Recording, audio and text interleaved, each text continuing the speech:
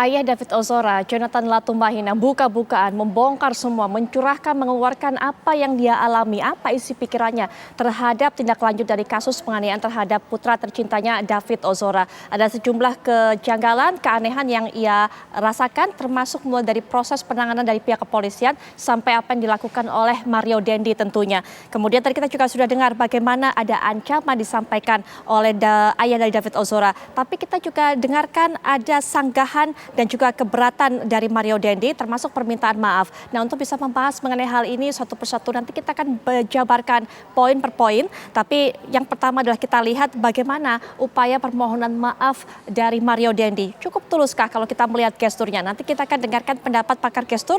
Tapi sebelumnya saya juga akan perkenalkan Anda untuk bisa melihat kasus ini dari sudut pandang hukum pidana. Beliau merupakan pengamat hukum pidana yaitu Mas Heri Firmansyah. Assalamualaikum warahmatullahi wabarakatuh. Mas Heri, selamat malam. Mbak Putri. Baik, selain Mas Heri, langsung saja saya akan perkenalkan pakar gestur yaitu Mbak Monika Kumalasari. Selamat malam Mbak Monika.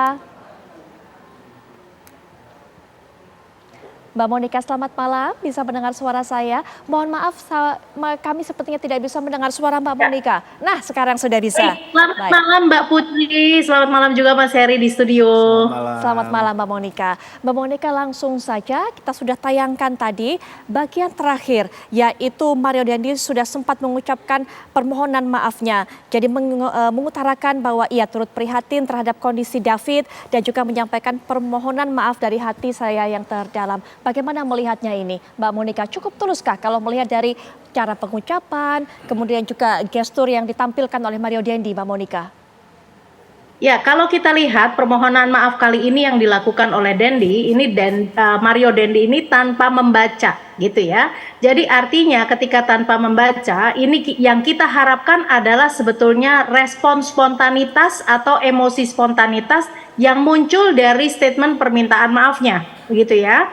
Nah, tetapi ketika kita amati permintaan maaf ini, ya, maka kalau dari emosi yang terlihat melalui facial expression, ya, jadi ada mikro ekspresi yang commonly terjadi adalah ketika seseorang minta maaf itu ada kesedihan yang terlihat di wajahnya, ya. Apa yang terjadi pada Mario Dendi adalah kita tidak mendapatkan ekspresi atau respons kesedihan ini, ya. Dan kemudian kalau kita lihat lagi dari body language seseorang yang meminta maaf, bolehlah kita bandingkan juga dengan Shane, ya. Maka ada gestur di mana atau postur seseorang, ya, ini akan lebih meringkuk atau menunduk, ya. Sementara yang terjadi pada Dendi ini tidak menampakkan postur yang seperti itu, dan kemudian Dendi ini juga menggunakan bahasa atau body language dengan ilustratif, ya. Jadi ilustratif itu adalah ketika seseorang menggambarkan mengenai suatu kejadian, ya, atau suatu peristiwa, tetapi bukan yang diikuti dengan emosi yang terlibat, gitu. Jadi ilustratif adalah saya minta maaf. Nah, seperti itu ada suatu penjelasan ilustratif, ya. Pada saat di akhir ketika Mario Dendi ini mengatakan permohonan maafnya, ya, agak sedikit menunduk dan kemudian saya mendapati ada ekspresi mikro ekspresi anger atau kemarahan di situ, ya. Jadi apakah sekarang ini yang paling mudah dilihat adalah ketika publik yang tidak mengamati secara detail, karena ini bukan kapasitas publik, tetapi perasaan kolektif apa yang bisa didapatkan oleh masyarakat, ya. Masyarakat sendiri merasakan bahwa permohonan maaf ini tidak tulus atau beda rasanya ketika misalnya Shane yang meminta maaf walaupun itu membaca, begitu. Baik, Mbak Monika, yang salah satu hal yang menarik adalah ketika Mbak Monika memberikan informasi bahwa dari beberapa mikro ekspresi tadi itu malah terlihat ada kemarahan yang disimpan oleh Mario Dendi pada saat mengucapkan permintaan maaf. Mungkin bisa dijelaskan ini, Mbak?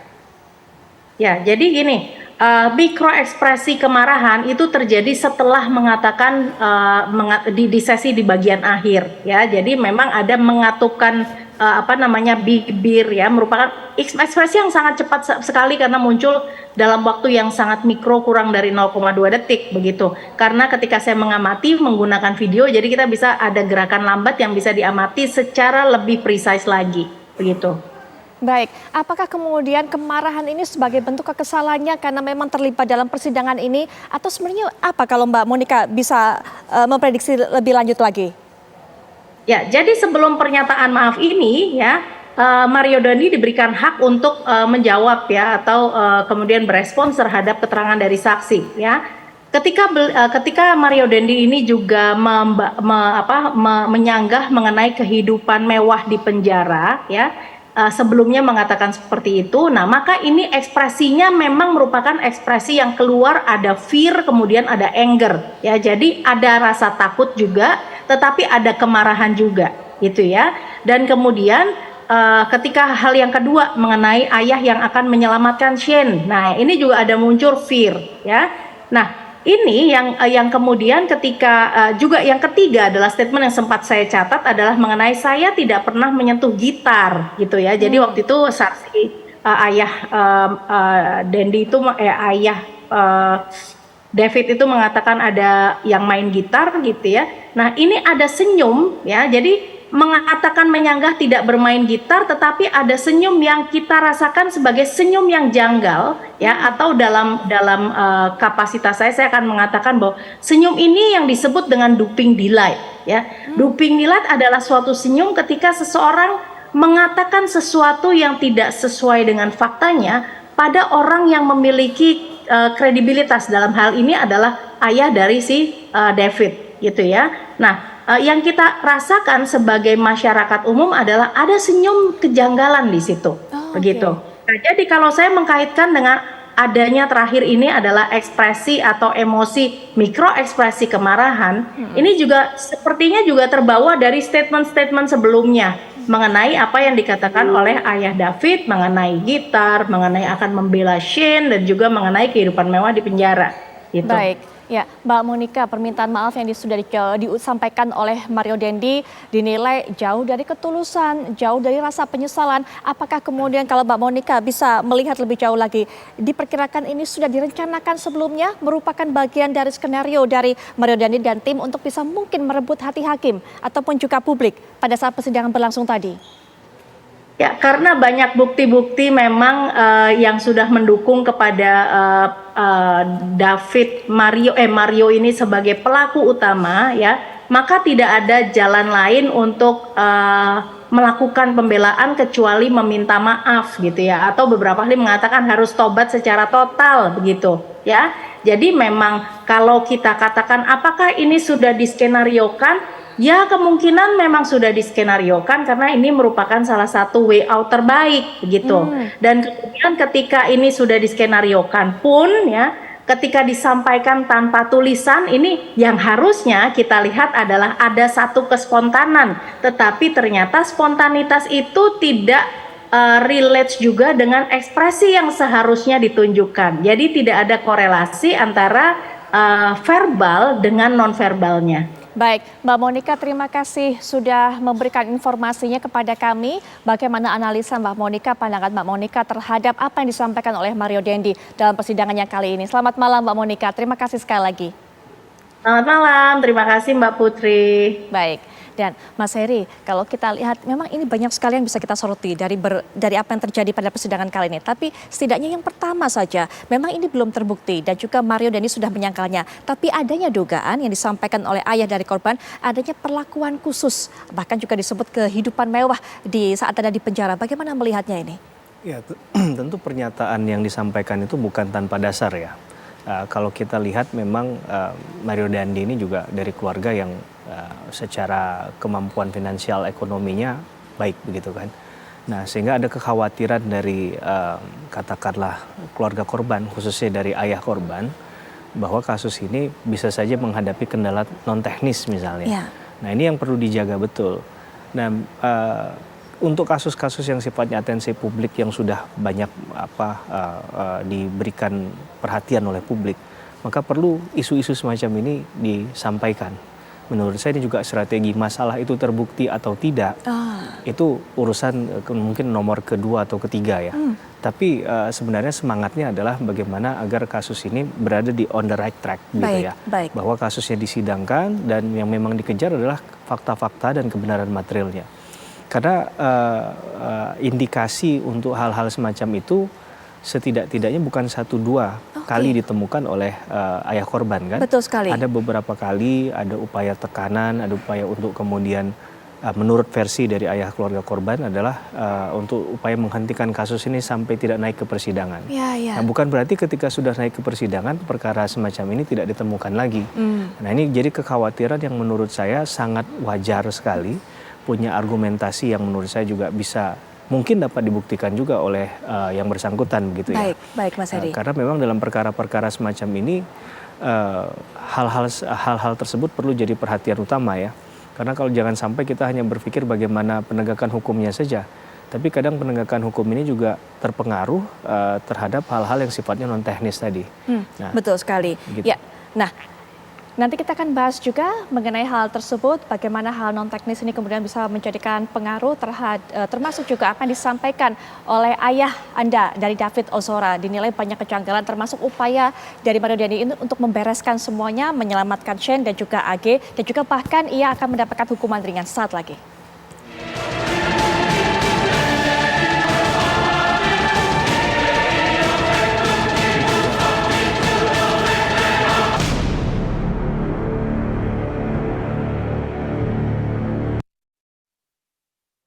Baik pemirsa, tadi sebelum jeda Mas Heri sudah mengatakan wajar saja kemudian jika ayah dari David Ozora ini mengungkapkan kekhawatirannya bahwa kemudian penyelesaian dari kasus ini tidak berlangsung sesuai on track, ada rekayasa-rekayasa tertentu. Karena memang seperti yang diungkapkan oleh ayah David, yaitu Jonathan Latumahina, bahwa ia mendapatkan keterangan sempat ada yang mendengar yaitu Rudy dan Natalia dan menyampaikan kepada Jonathan bahwa Mario Dandi ini mengucapkan kalimat seperti ini. Ini diucapkan kepada Shane dan juga AG yang terlibat dalam kasus ini.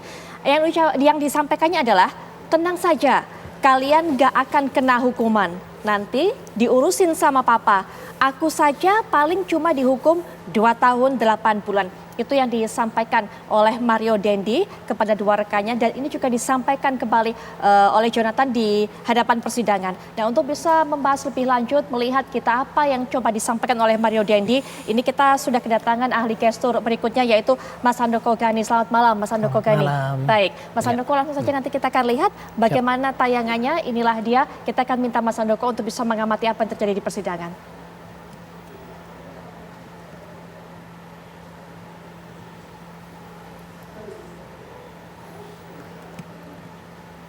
Baik, kami masih mencoba mempersiapkan gambar yang nanti akan kita soroti dan kita analisa bersama. Tapi Mas Handoko mungkin juga punya pandangan tersendiri terhadap bagaimana Mario Dandi menyampaikan maafnya tadi. Ya, yang pertama-tama perlu kita pahami adalah bahwa yang namanya perasaan bersalah ini tidak bisa ditunjukkan secara langsung ataupun secara universal berupa tanda-tanda tertentu yang mungkin diterjemahkan seperti ini, bahwa orang yang merasa bersalah tuh dia akan nunduk, dia akan mungkin betul-betul lemas dan sebagainya, maka dikatakan sebagai bersalah. Padahal sebetulnya tidak ada patokan universal.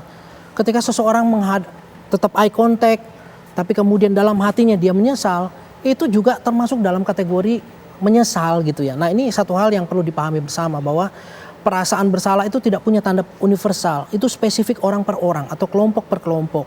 Nah, kemudian penting bagi kita para analis ataupun nanti jaksa dan hakim dalam menilai adalah bahwa perasaan bersalah seseorang jangan semata-mata dilihat dari gesturnya saja atau dari kata-katanya saja.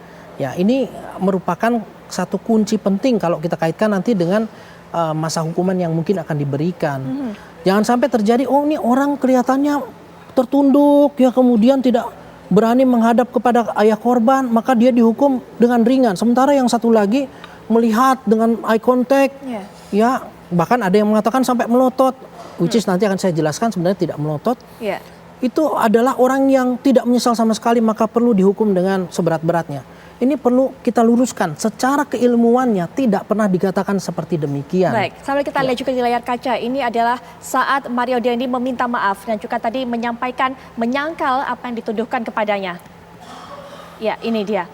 Mungkin kita juga bisa mendengarkan bagaimana suaranya untuk bisa mendengarkan lebih jelas lagi apa yang coba disampaikan oleh Mario Dandi. 1, terus 2, ada lagi?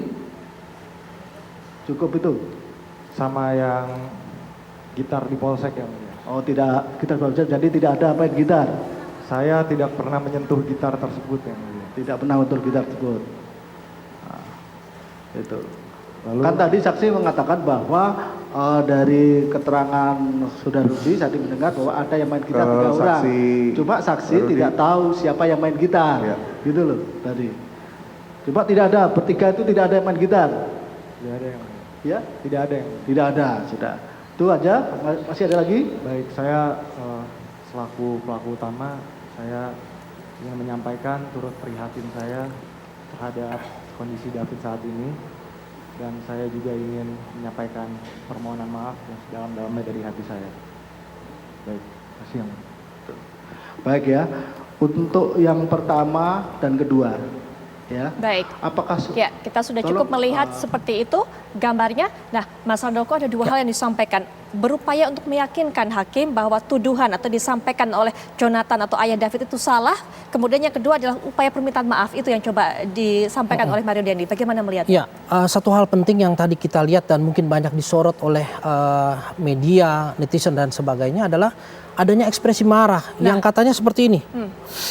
Saya ingin tegaskan sekali lagi dari sisi keahlian, ini bukan ekspresi marah. Baik, Mas Ya, Handoko. coba saya ulangi kembali, ya mungkin bisa menyorot saya. Jadi seperti ini. Kalau terlihat ini seperti semua ini naik. Padahal ini bukan ekspresi marah, tapi sedang menarik napas dengan gaya atau kebiasaan tertentu, yaitu seperti ini. Ini kelihatan seperti orang yang marah, Bapak dan Ibu ya. Baik. Padahal bukan. Padahal Nah, ini. bukan. Nah. Nanti Mas Handoko kita berhenti Ya. sampai di situ dulu. Nanti kita lanjutkan setelah jeda. Kami segera kembali saat lagi dengan juga melihat video-video lainnya bagaimana gestur yang ditunjukkan oleh Mario Dandi termasuk juga ayah dari David Ozora saat lagi.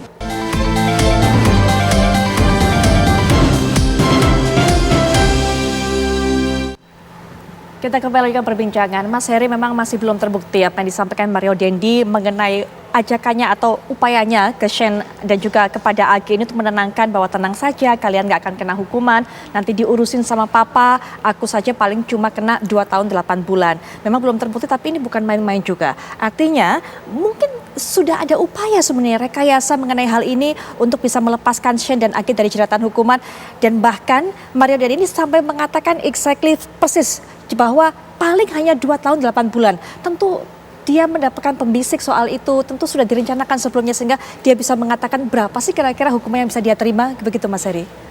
Iya, memang sulit untuk dibuktikan, tapi bukan berarti tidak mungkin ya. Karena kalau itu disampaikan ke Shane dan AG, ini kan bagian dari kerja dalam tanda petik kejahatan yang mereka lakukan sebelumnya kan. Mereka ini kan tidak hanya berdiri sendiri, jadi kejahatannya ada masuk ke pasal 55 KUHP, ada lemming di situ. Maka tentu penting bagi Mario Dandi untuk meyakinkan si pelaku yang lain bahwa mereka juga tidak akan terkena hukuman begitu. Karena dengan demikian kemungkinan besar mereka akan berada di pihak si Mario Dandi kan, dengan harapan tadi mungkin ada satu desain skenario yang akan dibuat itu akan berjalan dengan mulus nantinya. Yeah. Jadi kalaupun itu dilakukan dan terbukti, itu pasti bukan suatu hal yang memang tulus dilakukan hanya untuk kedua orang tadi, tapi juga ada kepentingan hukum yang dipentingkan oleh si Mario Dandi tadi ya. Ini tentunya bisa menjadi faktor pemberat bagi hakim untuk bisa memberikan hukuman bagi Mario Dandi. Cuman memang kan kalau bicara dalam konteks ini itu bukan tujuan utama dari persidangan saat ini ya, karena persidangan saat ini kan kita bicara dalam konteks pasal yang didakwakan. Jadi bingkainya adalah pasal yang didakwakan oleh jaksa penuntut umum. Kalaulah itu kemudian bisa dibunyikan dengan dasar bukti yang kuat, karena kita bicara dalam konteks pidana ini kan bicara tentang kebenaran material sekali lagi, dan itu harus didukung minimum 2 alat bukti. Nah kalau itu yang bisa dilakukan, maka bisa saja itu jadi alasan untuk membuat mungkin saja ancaman pidananya menjadi maksimal, begitu ya. Karena ini juga dianggap mungkin tidak kooperatif sama persidangan dan mungkin juga tidak menghargai hukum itu sendiri. Itu juga bagian lain dari penilaian hakim yang kita tidak tahu apakah hakim juga akan berpikir hal yang sama begitu ya. Baik. Cuman yang menarik adalah tadi ada istilah tentang pelaku utama ya. Iya, Seorang dia Mario menyebutkan. Dandi yang mungkin latar belakangnya bukan hukum itu kan menggunakan istilah pelaku utama. Betul, Padahal betul. menurut saya kalau seandainya ini ingin mencoba untuk menyentuh hati dari si keluarga korban, sebenarnya nggak usah menggunakan istilah pelaku utama lah. Jadi ada istilah lain yang lebih tepat, karena ya dalam proses ini seakan-akan itu sudah sudah menentukan status dari Mario Dandi. Baik. Dan karakter dari seseorang itu kan nggak mudah untuk diubah dalam hitungan 5 menit atau pendampingan selama 3 bulan, Mas Heri. Mbak Putri. Jadi kalau kita lihat sikapnya Mario Dandi ini di ruang sidang, itu juga satu hal yang memang mungkin dari pembawaan dari lama sehari-harinya ya. seperti Nanti itu. Mas Heri mungkin kita lanjutkan berikutnya. Mas Handoko Gani juga kita akan analisa kembali tapi setelah jeda berikut ini. Baik, penutup Mas Handoko mungkin juga singkat saja. Apa yang ditunjukkan Mario Dandi ini memang menuai perhatian, gesturnya. Orang membandingkan dengan Shane, kok nggak nunduk, kok begitu berani melihat Jonathan. Kemudian juga tadi Mas Heri sudah mengatakan ada beberapa istilah bahasa yang ini terbilang aneh kalau diucapkan oleh Mario Dandi. Seperti pelaku utama, bahkan bisa menyebutkan akan mendapat hukuman ringan lah hanya 2 tahun 8 bulan. Mas Handoko bagaimana melihatnya? Saya melihatnya yang pasti satu ya, kita tidak bisa menilai seorang bersalah atau tidak bersalah, menyesal atau tidak menyesal hanya dari gestur dan ekspresi wajahnya saja. Bahkan secara keilmuannya pun kami diajarkan untuk menyatakan bahwa perasaan bersalah itu tidak universal, bisa ditunjukkan dengan beberapa hal. Bahkan bisa terjadi pada saat ini dia tidak terlihat menyesal, tapi abis ini dia sesugukan gitu loh di penjara ya. Atau sesudah ini di sidang nomor 2, nomor 3 dia baru sesugukan ya, artinya baru merasa dia menyesal. Jadi marilah kita bersama-sama melihat secara objektif bahwa pengadilan ini belum selesai ya. Marilah kita melihat sampai dengan selesai, dari situlah kita menilai oh iya memang dia menyesal atau dia tidak menyesal gitu ya. Sekali lagi saya berharap jangan sampai gestur tadi kemudian mempengaruhi sanksi hukum. Baik. Hanya karena oh ya dia nunduk sambil meminta maaf sementara yang satu memandang sambil meminta maaf. Itu belum menjadi patokan 100%. Baik. Mas Handoko Gani terima kasih, Mas Heri juga terima kasih sudah datang memberikan pandangannya. Dan pemirsa sesaat lagi Anda juga bisa menyaksikan catatan demokrasi yang melihat bagaimana potret pemilu juga politik di tanah air. Tapi saya Putri Villa juga ingin pamit undur diri. Kita akan jumpa lagi esok 18.30 waktu Indonesia Barat. Jangan sampai dilewatkan. Selamat malam, sampai jumpa.